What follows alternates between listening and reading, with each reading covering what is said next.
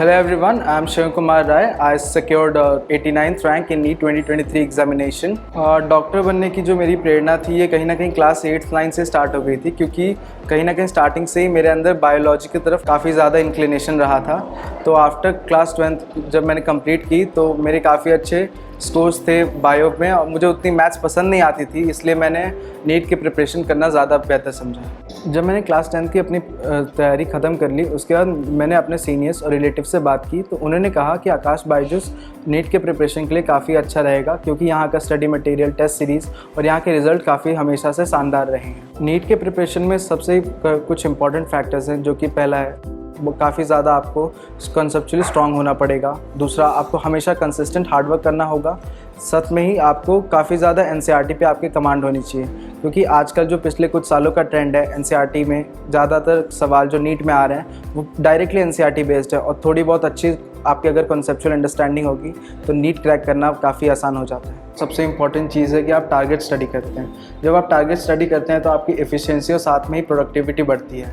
आपको हमेशा अपने डाउट्स या फिर जो भी आपका कभी अगर कोई बैकलॉग रह जाता है तो आपको अपने टीचर से हमेशा क्लियर कर लेना है, और जो भी आपको स्कूल या कोचिंग में पढ़ाया जाता है आप उसको रोज़ का रोज़ आपको रिवाइज़ करना है, जिससे कि आपको लास्ट के टाइम पे बर्डन नहीं होगा। नीट के प्रिपरेशन में तीनों ही सब्जेक्ट्स की जो एनसीईआरटी टेक्स्ट बुक्स है वो काफ़ी इंपॉर्टेंट है, क्योंकि आप देखेंगे जो भी आजकल पैटर्न है एग्ज़ाम का, उसमें most of the question about 95% questions directly NCERT oriented आते हैं। साथ में ही आपको सिर्फ ऐसा नहीं करना कि आप डायरेक्टली एनसीईआरटी पढ़ रहे हैं, आपको पहले अपने टीचर्स या फिर जो भी आपको मॉड्यूल्स में आप पढ़ाया जाता है उसे आप अच्छे से समझें।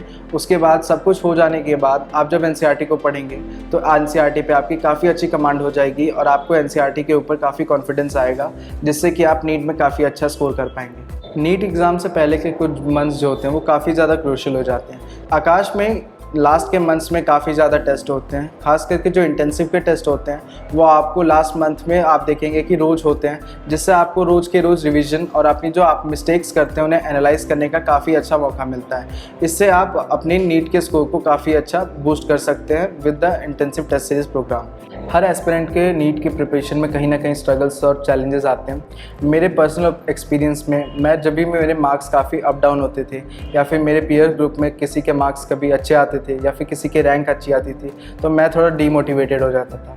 बट फिर मेरी मम्मी मुझे ये समझाती थी कि आप अभी जो आप दूसरों से कम्पीट कर रहे हो तो आप अपने आप को लिमिट कर रहे हो, बट जब आप अपने खुद से अपनी देखोगे, अपने आप को खुद से कंपेयर करोगे, तो फिर आप अपने आप को देखोगे कि आपके जो स्कोर्स हैं या फिर आपकी जो कैपेसिटी है वो कहीं ना कहीं आप लिमिटलेस होते जा रहे हो, जिससे कि आपको नीट में काफ़ी अच्छा रैंक या फिर जो स्कोर है आप उसको प्राप्त कर सकते हैं। आकाश बायजूस की जो टीम है वो काफ़ी ज़्यादा सपोर्टिव है, या फिर यहाँ के टीचर हो या फिर यहाँ की मैनेजमेंट या फिर यहाँ के जो फैकल्टीज़ हैं वो काफ़ी ज़्यादा सपोर्टिव रही है। मेरे नीट के प्रिपरेशन में जब भी मुझे कहीं डाउट आते थे, मैं या तो उन्हें व्हाट्सएप पे क्लियर करने की कोशिश करता था, या फिर अगर वो व्हाट्सएप पे क्लियर नहीं हो पाते थे तो सर हमें पर्सनली 1-to-1 बैठा के हमारे डाउट्स क्लियर करते थे, जिससे कि कभी भी मेरे नीट के प्रिपरेशन में बैकलॉग्स या फिर डाउट्स नहीं बचे। जो कि आपको भी यही करना है, आपको अपने नीट के प्रिपरेशन में कोई भी बैकलॉग से डाउट नहीं रखने हैं। जो भी फ्यूचर नीट एस्पिरेंट्स हैं, मैं उनको ये एडवाइस देना चाहूँगा कि आपको नीट की प्रिपरेशन में काफ़ी ज़्यादा कंसिस्टेंट और हार्डवर्क करना पड़ेगा। आपको जो भी एनसीईआरटी के टेक्स्ट बुक्स हैं उन्हें काफ़ी थॉरोली पढ़ना होगा।